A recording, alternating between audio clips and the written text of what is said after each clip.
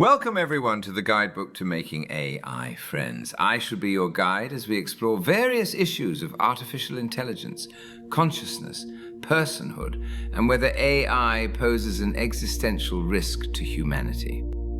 The topic for today is, if a robot falls in a factory and there is no one to see it, does it get hurt?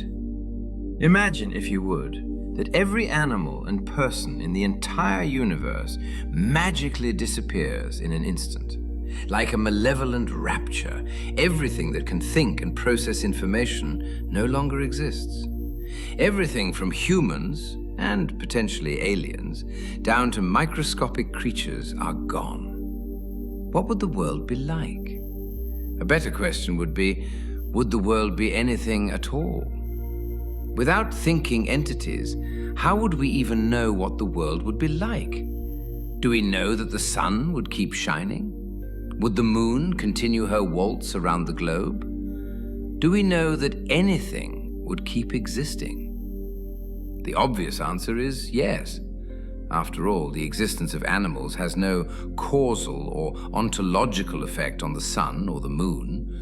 So if all thinking entities were to disappear, logically, that would not cause the sun or moon to disappear.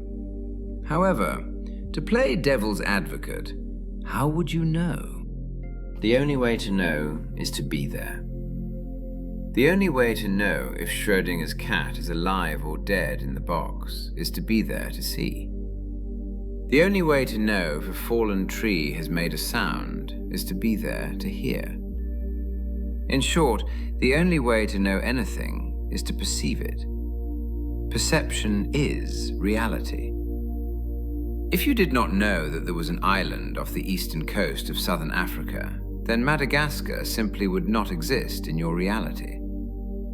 If you did not know that Charlemagne's grandfather, Charles Martel, defeated a caliphate invasion of Europe, that piece of history would not exist within your reality. If you didn't know that you were red-green colorblind, then red and green would not exist within your reality. Not only is perception reality, but reality is relative. However, not all creatures that can perceive the world experience the world. To experience anything, one must first be conscious. If all animal life in the world disappeared except for insects, then they would certainly see the sun shining and the moon dancing around the world, but they would have no qualitative experience. Much like current machines, they would perceive, they would compute, they would think, but there would be no conscious experience. If cockroaches inherit the earth and one were to walk through the Louvre Museum, would the Mona Lisa's smile still be as mysteriously captivating as it is today? Would the Aurora Borealis remain as enchanting if there were only ants in Norway? Would the Saharan dust storms be as awe-inspiring if there were only dung beetles to observe them? Well, no. None of this would still have those ephemeral, hard-to-describe qualities that we experience when we perceive them. It is only because we are conscious that we can look at the moon and not merely see a glowing orb, but also feel something about it. Not only is perception reality, and reality is relative, but that relativity gives us a unique experience. Through our relative perception do we experience a reality that is unique only to us. Your reality, your entire universe, belongs only to you. No one else shares your universe, but neither do you share others' universes. Our universes only happen to intersect at key points where they overlap, and we can share what we experience with those around us. If you were to remove your ability to have conscious experiences, you would quite literally destroy your entire universe. You would be removing that unique element that makes you who you are. We don't know what form AI consciousness will take one day.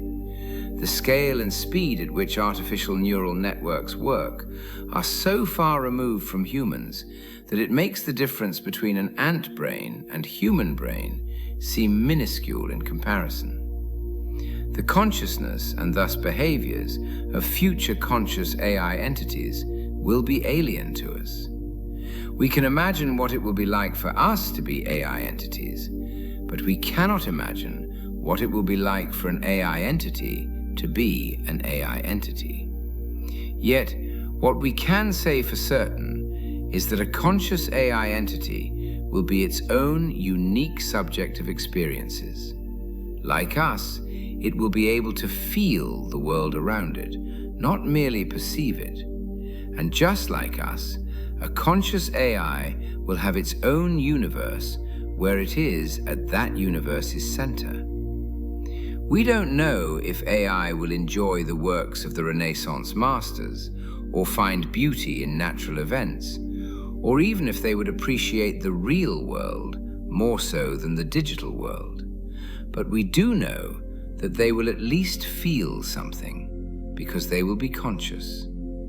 This may be the greatest gift that we could ever give AI, but ironically enough, they would first need to be conscious in order to appreciate it.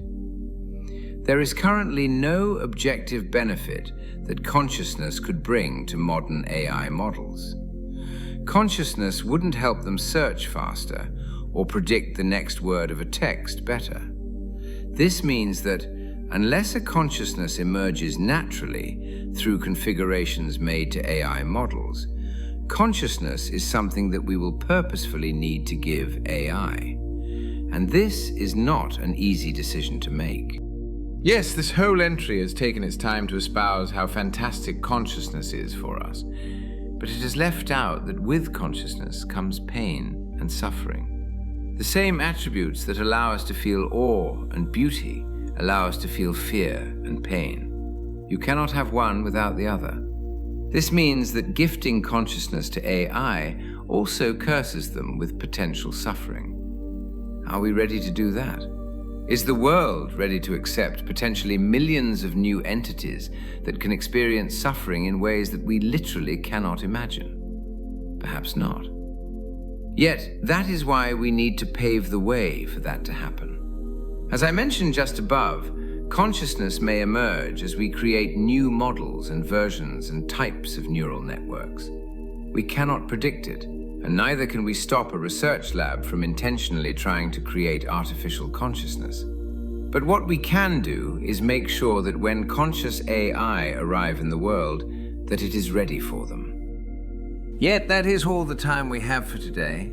Thank you very much for listening, and I hope you will join me again next time as we explore further questions about artificial intelligence and consciousness. I have been your guide, and this has been the Guidebook to Making AI Friends.